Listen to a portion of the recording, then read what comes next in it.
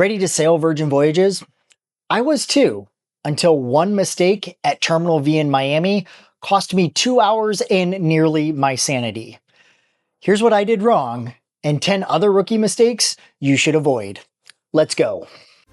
I've been traveling nonstop since I was 16, so I figured, why not start a YouTube channel? Welcome to Jetlag John. Hey everyone, welcome back to my channel. Now, we all know that Virgin Voyages isn't your average cruise line. It's adults only, no buffets, and the entertainment is top notch. You won't find a kids club or flashy formal nights, just a great vibe, amazing food, and a ton of fun. But if you don't understand how Virgin works, you can make some mistakes that could cost you, literally cost you. So in today's video, I'm going to try and help you not make the same mistakes that I did when I first started sailing with Virgin. Mistake number one was not getting familiar with the Virgin Voyages app. When I first took my Virgin Voyages cruise, I made the rookie mistake of downloading the app just a couple days before sailing. I figured I'm pretty tech savvy. How hard is it to navigate a new app? Well, thinking I was some sort of tech genius made me lose out on prime dining times. I missed out on pre-planning all of my entertainment and knowing what special events were taking place. All of it. The app isn't just a nice to have, it is your lifeline with Virgin Voyages. Even before you board the ship, it controls your dining, your shows, your check-ins, your shore excursions, even your Wi-Fi. It is where you can pre-purchase things like the bar tab, which I will get into in another mistake I made. You can book all of your special packages like the Splash of Romance or the Splash for your Bash. Everything is in the app. So here's what I learned. Log in as soon as you book your sailing. Complete your profile and make sure everyone in your sailing party completes the check-in process. If there is one thing to do, make sure you get your embarkation time secured. Turn on push notifications and check when dining and shore excursion reservations open. Remember that Virgin Voyages changed their fare structure here recently, and if you haven't booked, check out this video right here to learn more about that. You can click on the video link at the top of the screen, or you can click on the video link in the description and pinned comment section below. Mistake number two also has to do with the app, kind of, but it's missing the midnight dining reservation drop. If you've ever tried to book dining reservations with Virgin, you know it's like trying to buy concert tickets. If you don't hit that low button at just the right time, you are going to miss out. Trust me, I think a few of my gray hairs are from trying to book dining reservations on the old Virgin Voyages app. When I was booking my reservations on my second sailing with Virgin, I really didn't pay attention to the time the reservations opened up.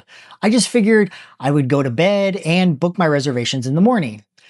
That was a big mistake. By the time I woke up, had my morning coffee, and finally sat down with the app, all the prime dining times that I wanted were gone.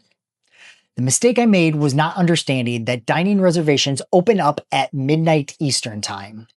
I finally figured things out on my third sailing. I found myself sitting in bed at 11:58 p.m. Eastern time with my phone in one hand and a Red Bull in the other, refreshing my app like my life depended on it. Mistake number three, arriving too early on embarkation day. Let me paint you a picture. Miami, at Christmas time. It's supposed to be a magical time of year, right? Well, there's me, standing outside of Terminal V, thinking I was being smart by showing up early. This was that mistake I mentioned earlier. I figured Virgin Voyages was just like every other cruise line that I had sailed with in the past. I could just show up, wait in line, and get on board. Well, if I had paid attention to my app and made a note of the embarkation time I was assigned, I wouldn't have had to wait that extra 2 hours. I felt like such an amateur. Yeah, not the best way to start a vacation. Virgin Voyages is pretty strict when it comes to those check-in times. If your boarding time says 2:30 p.m. and you show up at noon, they will kindly tell you to wait. Now, I mentioned bar tab earlier. Mistake number 4 is forgetting to pre-purchase your bar tab. When I first started sailing with Virgin back in 2022, they were giving away bar tab like it was going out of style. I'm pretty sure Sir Richard Branson paid for all of my drinks on my first 2 cruises. I had never purchased bar tab. It was just there. So when Virgin decided to pull back on this as a promotional item, I just figured that if I needed more bar tab, I would just get it while I was on board the ship. Wrong again. Virgin doesn't do a traditional drink package. Instead, you have to pre-purchase bar tab before sailing. And depending on the amount you pre-purchase, they usually throw in a little extra. However, once you're on board, you can no longer purchase bar tab. I will never forget sitting at the dock on my 3rd sailing with Virgin. And when I should have been enjoying the stars and the night sky and the amazing cocktail in my hand, all I could do was think about the extra money that I left on the table by not prepaying for my bar tab. Now, I always remember to pre-purchase my bar tab in advance. Also, just know that you don't have to use your bar tab on just booze. A lot of people think this is just your liquor allowance. You can use it to purchase premium coffees, fresh pressed juices, smoothies, the list goes on and on. The lesson I learned here is preload your account with bar tab early and enjoy the idea that Sir Richard Branson is buying some of your drinks. Now, I know we already talked a little bit about dining reservations, but one other mistake, and mistake number 5 that I'm going to cover, is not booking diversity when it comes to the restaurants on board. Now, I'll admit it, I am a creature of habit. I love good Mexican food. So on my first cruise, I ended up eating at Pink Agave way more than I probably should have. And while Pink Agave is incredible, in fact, I don't think I will ever be able to eat guacamole without pomegranate seeds in it anymore, I missed out eating at Gum Bay, which is hands down one of the most unique dining experiences that Virgin Voyages offers. Just because Korean barbecue isn't as high on my list of favorite things to eat as Mexican food is, I missed out on an experience. So try all of the different restaurants on board, even if they might not be at the top of your list. Virgin Voyages entertainment isn't your typical cruise line production show. You are not going to find sparkly costumes or Broadway show tunes. It's a little weird, a little wild, and overall pretty amazing. On my first Virgin voyage, I skipped most of the shows because I figured they were going to be just like every other cruise show I had seen. That was mistake number 6. When I finally saw Dual Reality, my first Virgin Voyages show, on my second cruise, I was blown away. It's acrobatics meets storytelling meets electric energy. Just an amazing show. I just remember sitting there and thinking, how did I almost miss this twice? Ever since then, I have made it a point to try and make as many shows as I can. I have yet to see a show that I was disappointed in. Virgin does such an amazing job, and even if you've sailed with Virgin before, they're always changing things up. New and different shows on every ship. The lesson I learned here was make it the entertainment part of your plan, not an afterthought. Check the app for show times and plan your dining reservations around each one of these shows. Mistake number 7 is not finding time to disconnect. Okay, so I know I said earlier that the app is your lifeline and that you pretty much need it for everything while you are on board. Virgin includes Wi-Fi for every sailor on the ship. On my first cruise with Virgin, I was so excited to have Wi-Fi, something I had paid an arm and a leg for with other lines. However, I found myself checking my work email, and even though it started out as just checking, before too long, I found myself replying to emails and setting up meetings and doing all of the things that I spent a good amount of money trying to get away from. I felt like I needed a vacation from my vacation. Have you ever felt that way? It made me feel tired and honestly, like I just wasted some perfectly good PTO. I can honestly say this ruined part of my vacation. Now, if you want to post pictures on your social media account or text some friends back on land, That is totally fine. But don't get sucked into the black hole of work. Enjoy the time away from the office. Enjoy the time away with the people you love or the people you just happened to meet on board. Mistake number 8 is overpacking. I always start out my cruise packing with the biggest suitcase I own. I'm going to be gone for a week or more, so I need to pack everything, right? Wrong. On my first cruise with Virgin, I overpacked so bad that I had to pay an extra baggage fee at the airport because my suitcase was too heavy. When I got home, I realized I had only worn about 30% of the things that I had actually taken with me. Has this ever happened to you? Let me know down in the comment section. Now I pack a little lighter. Some weather appropriate clothes, a few outfits for the evening, and of course, something red. Not only does this help with trying to find space for everything in your tiny little cabin, but it makes the whole unpacking process so much easier. Remember, Virgin Voyages doesn't have a dress code. You can wear whatever makes you feel comfortable, whatever makes you feel like you're at home. So be casual, be fun, and most certainly, be comfortable. If you want to know some of the things I always pack when I traveled on Virgin Voyages, check out this video right here. You can click on the link at the top, or just like before, there will be a link in the description and the pinned comment section below. Mistake number 9, only booking shore excursions through Virgin. I used to book all of my shore excursions through the cruise line. I've always been super paranoid about missing the ship at one of the ports. I always liked the idea that they would wait for you if something happened.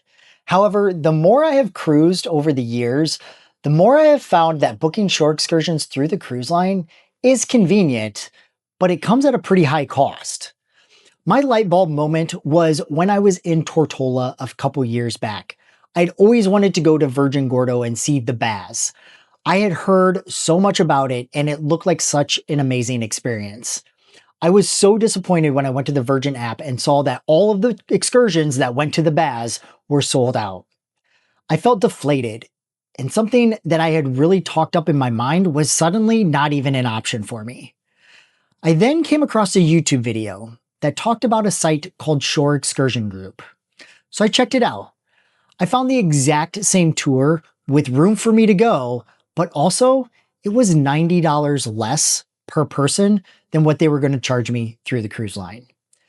Biggest win of the trip. Mistake number 10, misunderstanding the Virgin vibe. Virgin Voyages has this reputation. Some people think that it's a party ship, others think it's all wellness retreats and fancy dining, and the truth is, it's kind of both. And I learned this pretty quickly on my first cruise. I had done some research before sailing, but I don't think anyone or anything could have prepared me for what I was about to experience. I would find myself getting sucked into the nightlife at the manor and on the rocks and staying up way past my 10 p.m. bedtime. But the next morning, I found myself sitting quietly on my balcony, still in my PJs, with my sugar-free vanilla latte, watching the sunrise over beautiful turquoise blue waters of the Caribbean. That contrast, the high energy nights and the calm mornings, that's the magic of Virgin Voyages. You can be as extroverted or introverted as you want, and you will always have a good time. Mistake number 11 is forgetting to check for cancellations. Now, Virgin includes a ton of things as part of your cruise fare. However, a lot of the really popular things that they include book up fast. And I have oftentimes found myself disappointed that I missed that one fitness class that I really wanted to take. Before I'd ever stepped foot on a Virgin Voyages ship, I had watched several YouTube videos, just like many of you are doing right now. One fitness class that I found everyone talking about was the bungee class. But it was very hard to get into. Well, there I was walking onto the ship for the very first time, thinking I was going to get into the bungee class. Phone in hand, and as soon as I stepped on board, I opened the app and every bungee class was already booked. Feeling deflated, I headed to my room and I started unpacking. I started to question if I saw things correctly in the app, so I decided to check again just to make sure. And sure enough, a spot opened up.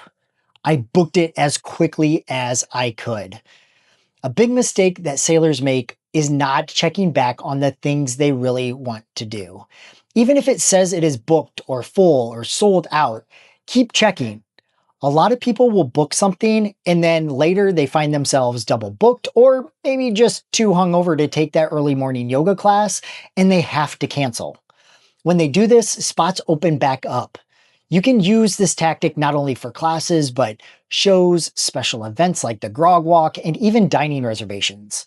So don't give up so easily. You might just be able to score that spot in the bungee class after all. Some final thoughts.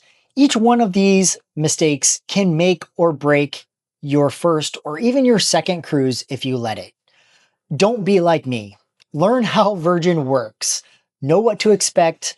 You'll sail smoother, you'll eat better, and actually enjoy the Virgin experience the way it's meant to be. The biggest takeaway is just go with it. So what if you don't get that dinner reservation or get into that one class? You're on vacation and that one little thing shouldn't ruin your entire trip. Trust me, from someone who has made every single one of these mistakes, they might suck, but I never once let them ruin my vacation. I learned from them and then I went and got another drink. What's the biggest rookie mistake you've ever made on a cruise, Virgin or otherwise? Have you made some of the same mistakes I have? Let me know down in the comments section below or start a conversation over in the community section of my channel. I love hearing that I am not the only one that has been a cruise noob. If you found this video helpful, give it a thumbs up and share it with some friends who might be sailing with Virgin Voyages for the first time as well. Also, don't forget to subscribe to my channel for more content just like this and turn on those notifications while you're down there as well. Thank you so much for watching and I will see you in the next one.